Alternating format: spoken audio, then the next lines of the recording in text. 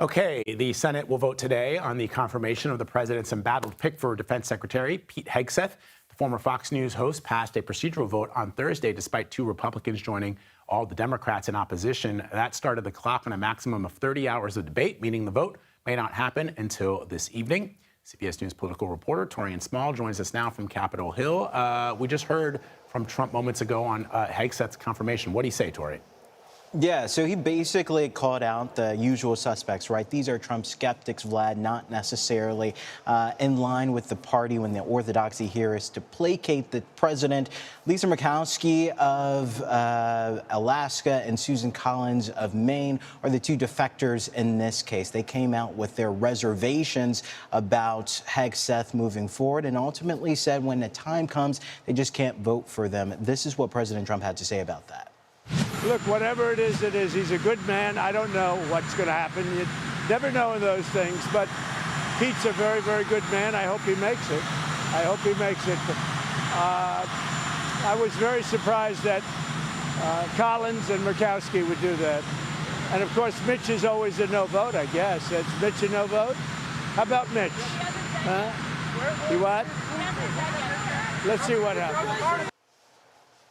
It's interesting that he called out the former minority leader there, Mitch McConnell, even though he hasn't telegraphed where his vote lands just yet.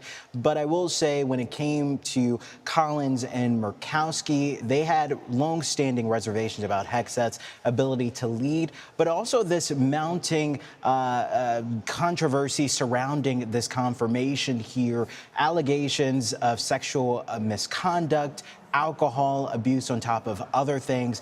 A myriad of allegations that I should mention Hegseth has denied, but for those two senators, that's just too much for them to get behind.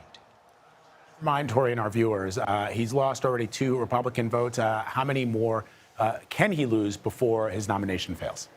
That margin is very small. He can only afford to lose one more Republican senator in order for then J.D. Vance, the vice president, to step in as the president of the Senate to cast that tie-breaking vote.